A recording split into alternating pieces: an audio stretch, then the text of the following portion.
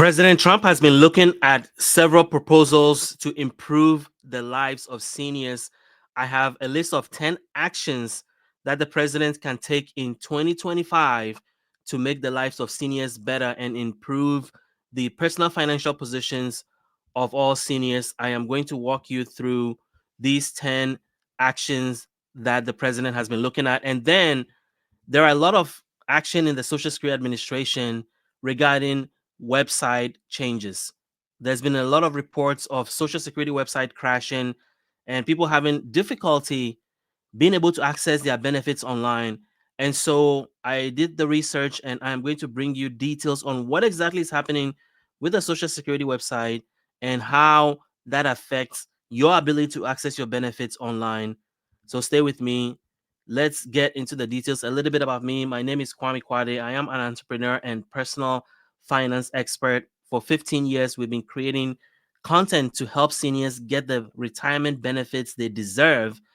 We started with websites on Social Security, food stamps, Medicare, Medicaid, and we've added video content. I am also an adjunct professor. I teach entrepreneurial finance to graduate students at one of the most prestigious universities in the United States.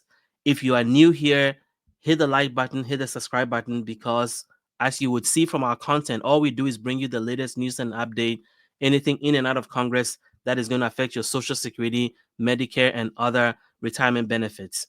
Now, as always, we want to know where you're watching this broadcast from. So go into the comment section and let me know your city and your state. So let's dig in to today's news on the 10 proposals in front of the president to improve the lives of seniors. And let's get right into it. So the first one has to do with the fact that the president is focused on seniors because seniors as a bloc have political power. And so, what does that mean? Well, President Trump has promised not to cut Social Security or Medicare benefits. He has repeatedly stated his administration will protect programs vital to seniors' financial security and health care.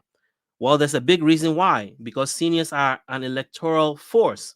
Older Americans represent over 27% of the electorate, with 51% having voted for Trump in 2024. This significant voting bloc helped secure his return to the White House. And then there are economic concerns. Many seniors are facing financial challenges due to inflation, with some delaying retirement and other spending emergency savings. Trump's agenda aims to address these economic pressures.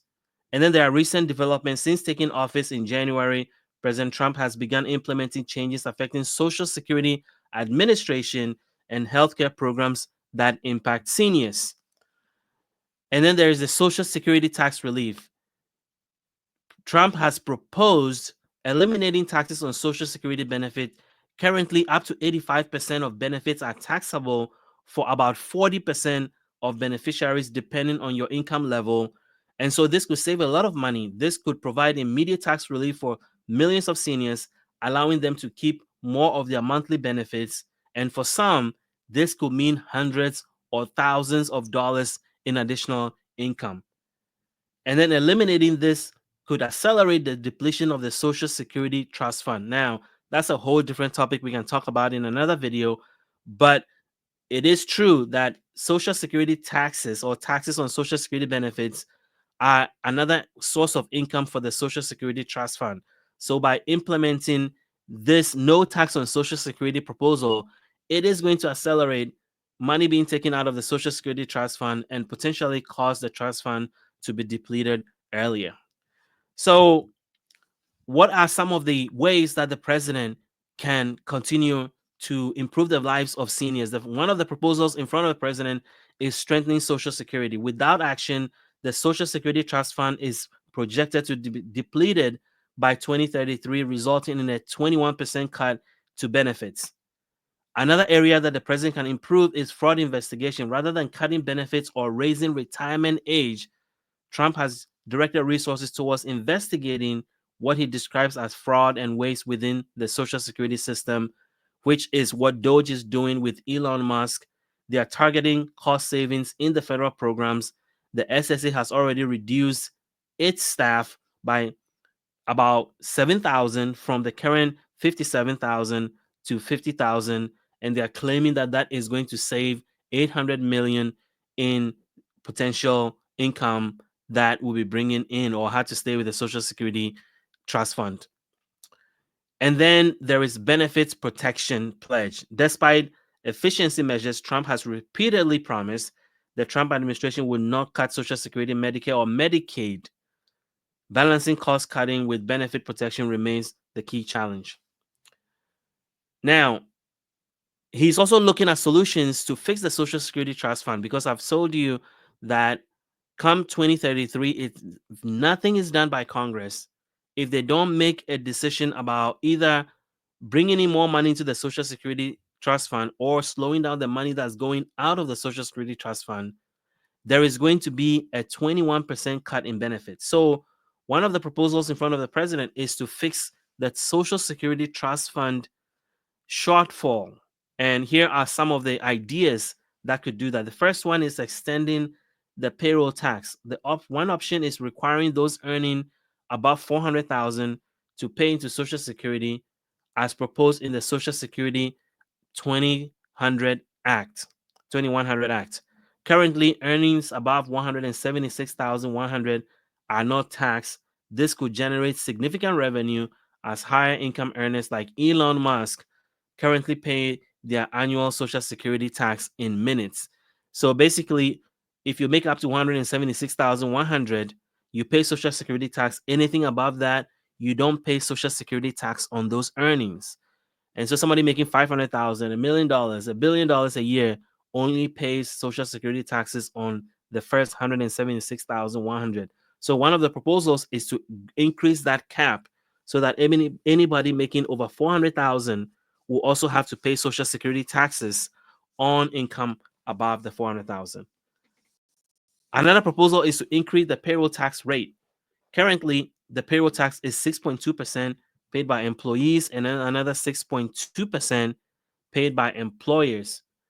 With raising that to 6.5, it is going to get to either 6.5 or even 7.5 to bring in a lot of money into the Social Security system. And this will only, if all they did was raise the Social Security tax, 95% of the projected shortfall could be addressed. Another proposal is to reduce benefits, which I think nobody is in favor of. If no action is taken before 2033, then benefits will automatically be reduced by 21%. So the whole idea is to make sure that that does not happen by taking measures that will slow down how much money is coming to the Social Security coming out, or how much money, increase total income that is coming to the Social Security Trust Fund through taxes, and also increasing the cap so that people who make more money will pay more taxes. Another proposal that is currently in front of Congress is to increase the Social Security full retirement age from 67 to maybe 69.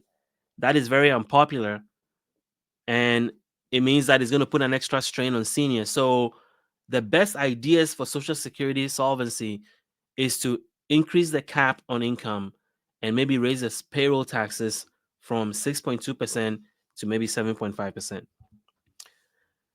They could also change the calculation of how Social Security taxes are calculated and how Social Security benefits are calculated. They could invest some of the money in the stock market to get more return for Social Security trust fund, but that could also be a risky strategy. Or they could means test Social Security benefits, where people who have more money get less benefits so that it can preserve some of the money in the system. And then by growing the economy, you can also bring in more money, because then more people pay taxes, including Social Security and Medicare taxes, bringing more money into the system. Another thing the president could do is expand Medicare coverage. Trump has suggested allowing Medicare to negotiate directly with pharmaceutical companies to lower drug costs. This could potentially save seniors money on prescription medication. There could also be the health coverage uncertainty. With Trump's history of opposing the Affordable Care Act, protections for pre-existing conditions and premium subsidies that expire in 2025 could be at risk. This could particularly affect seniors aged 50 to 64 who are not yet eligible for Medicare. The Trump administration previously expanded Medicare Advantage plans, including home modification, respite care, transportation coverage, and in home support services. Similar expansion may be pursued. So, expanding Medicare Advantage coverage could also be something the president can do this year. And then doing something about the rising healthcare costs. So, during the first Trump administration, they ended up experimenting with drug pricing models, including one that would have subsidized $2 co-pays for certain generic drugs used by Medicare recipients. So that proposal could be looked at again. It's a way to bring down costs for seniors when it comes to Medicare drugs. And then another proposal that the president has been reviewing is supporting seniors who want to age at home in form of home care prioritization. Trump has pledged to prioritize home care benefits by shifting resources to at-home care for seniors. This could help more seniors age in place rather than entering nursing facilities. There could also be caregiver support where the administration has proposed overturning disincentives that lead to care workers shortages and supporting unpaid family caregivers through tax credits and reduced regulation. And then also addressing the affordability of long-term care, which remains prohibitively expensive for many seniors, with median monthly costs for assisted living facilities at $5,350 and average stays lasting 22 months, which is about $117,000. And then facility cost increases. Resident fees at independent living facilities have increased 4.4% over the past year, while nursing home and adult daycare costs have jumped 4.8%. This rise in prices place additional burden on seniors with fixed income. So the president can do something about that.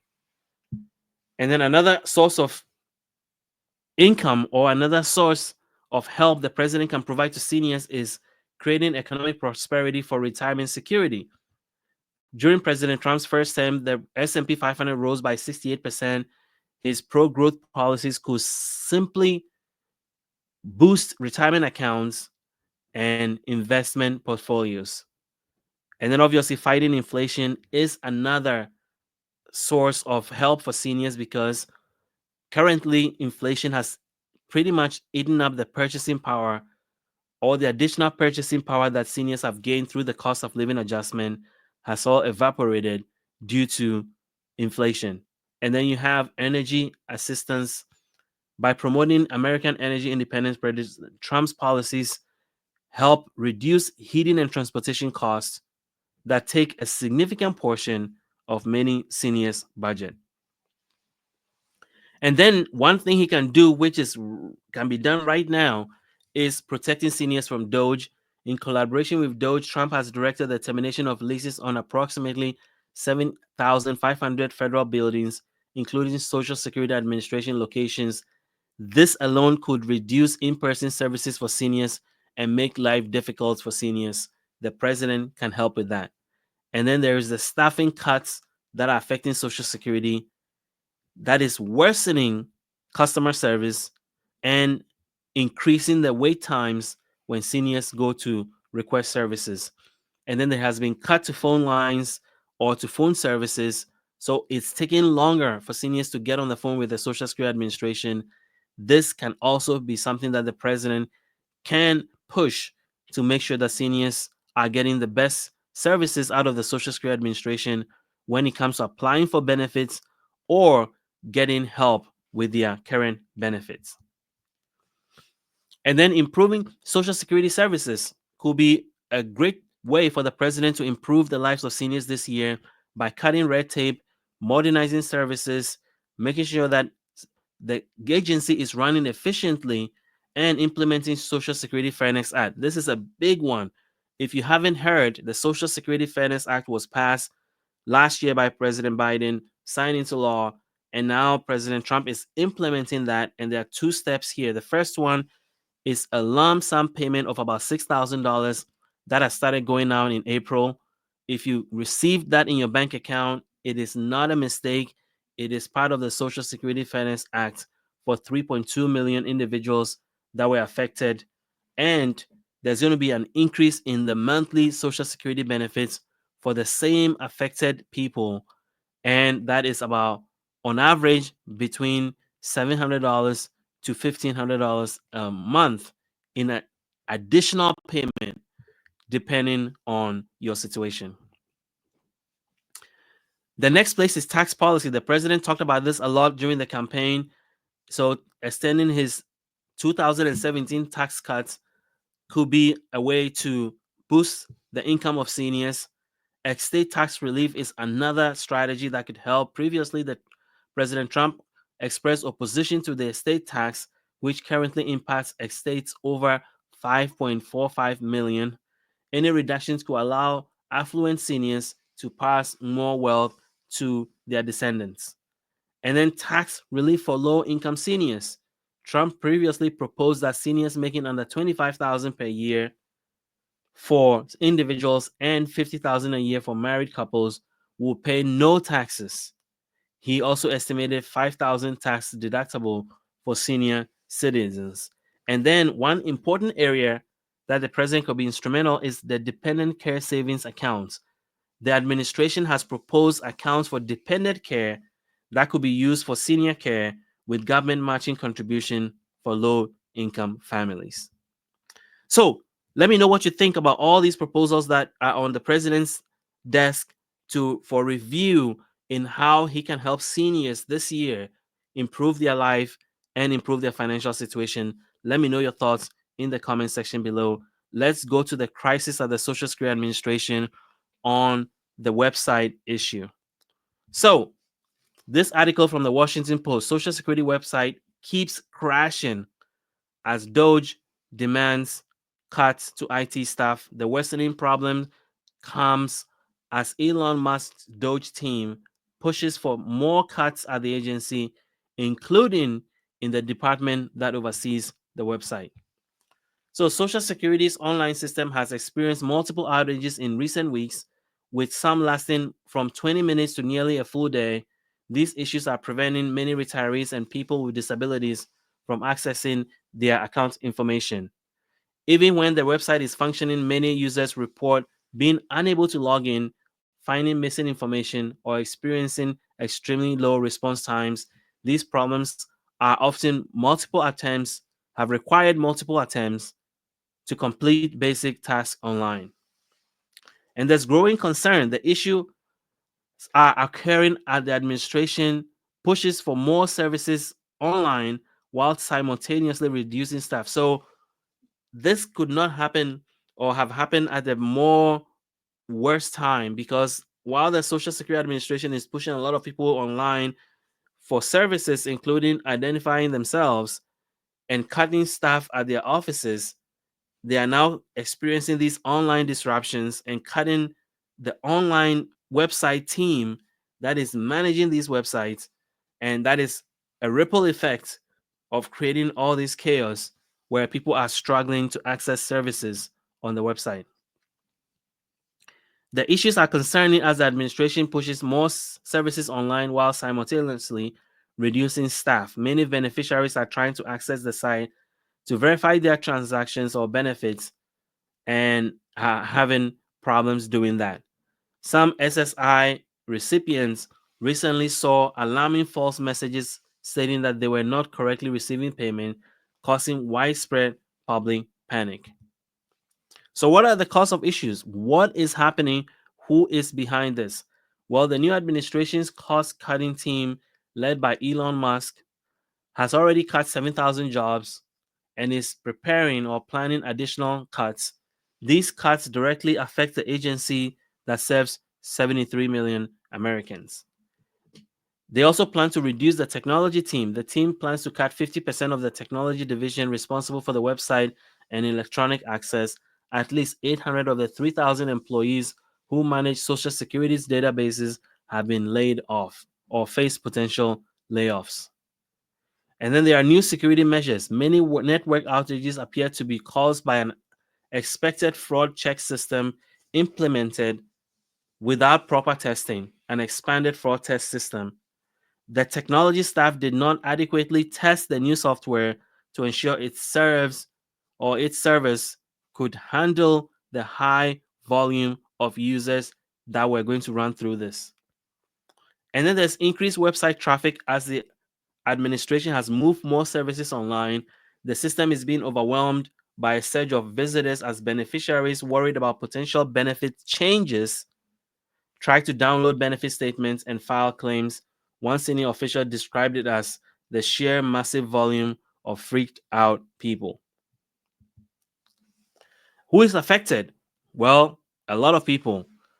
The 7.4 million adults and children receiving supplemental security income are particularly impacted when the system showed false information about payments not being documented or payments being discontinued.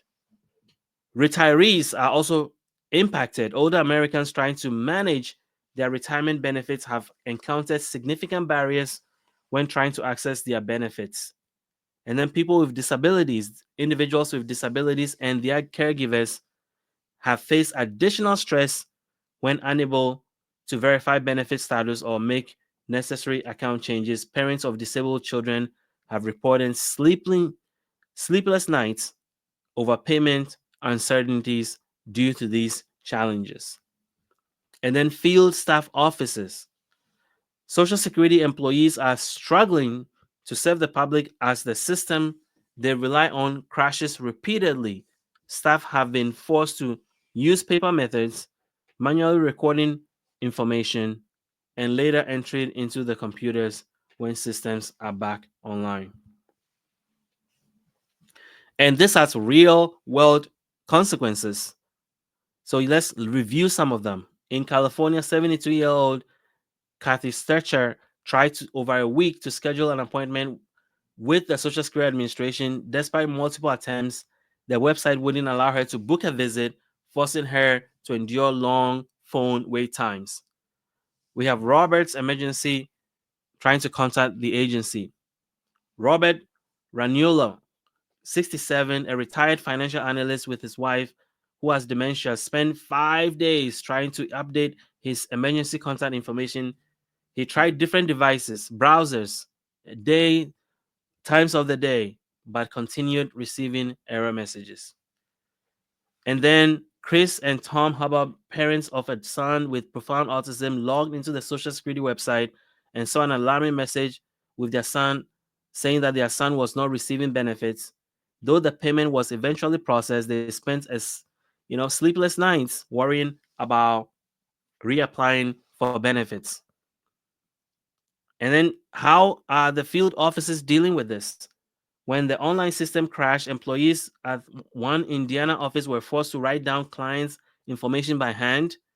In the same office, managers or security guard had to distribute paper number clips to waiting clients after the schedule system failed.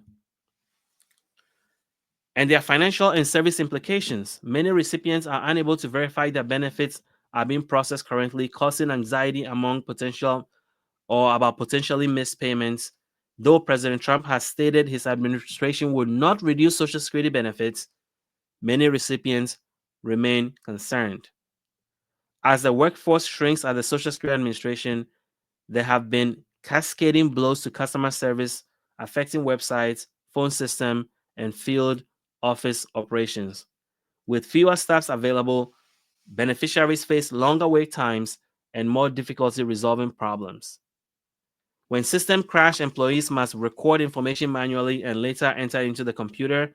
This double or triples their workload, further reducing their ability to serve customers efficiently. And then there are transaction delays. Simple transactions like updating contact information or checking primary payment history have become a multi-day process for beneficiaries. These delays can have serious consequences, especially for vulnerable individuals who rely on them for benefit processing. Now, there are some important dates you need to keep in mind that are coming really fast. April the 14th, starting April the 14th, new identification measures will require millions of customers to apply for benefits or to authenticate their identity online. This is part of the administration's campaign to address allegedly fraudulent claims. And then there's ongoing staff reduction. The acting Social Security Commissioner and the Doge team are continuing to reduce the workforce, with thousands of employees already removed from customer facing roles and technical positions. Further cuts are planned for the future. And then the technology division, as I mentioned, a 50% reduction of the technology division staff. These are the people that are supposed to manage the systems, the service, the website, and they've lost half of their staff. Meanwhile, more services are being pushed online.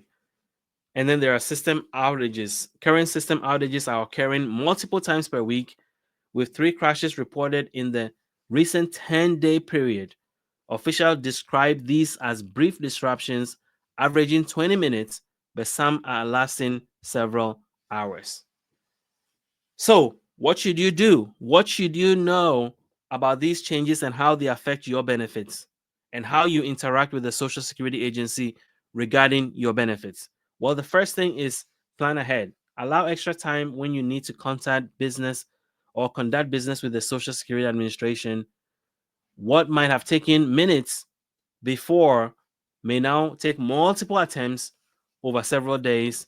So do not wait until the last minute, and then verify payments through multiple means. If you are concerned messages about the Social Security benefits are not getting through, check your bank account directly to confirm whether deposits have been made.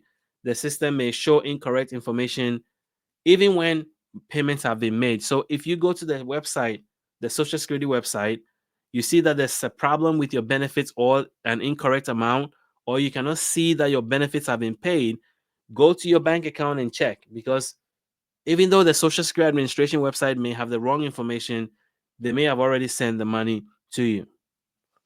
And then document your conversation with the Social Security Administration so that you have records showing that you played your part in calling them and trying to address whatever situation it is, and that you were not able to get through. Now, let's talk about Medicare for a bit.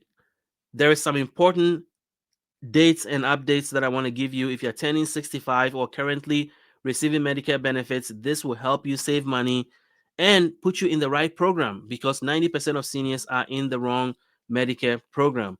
Then a lot of people are being dropped from programs at an alarming rate. This is from Oregon. 25% of plans are about to be cut. This is from Minnesota, following a similar path. 5 health systems with Minnesota operations say they will go out of network next year with certain Medicare Advantage health plans. So why is this happening? Well, it's because there's so much activity and flux in the Medicare program that 34 million seniors in Medicare Advantage plans face challenges. Well, part of the reason is that there are 90,000, 24,000 Medicare Advantage plans. And as a result, 90% of seniors are in the wrong plan. Now, finding the right plan for you, your budget, and your coverage that you need can be challenging and daunting, and it's costing you your money and your health. Well, there is help. Our friends at Chapter Medicare are a great resource that we've partnered with to help you with your Medicare needs. And there are 3 reasons why we're working with Chapter. Number 1 is that Chapter is the only free, unbiased advisor with data on the 24,000 Medicare plans that can be personalized to help you meet your needs and preferences.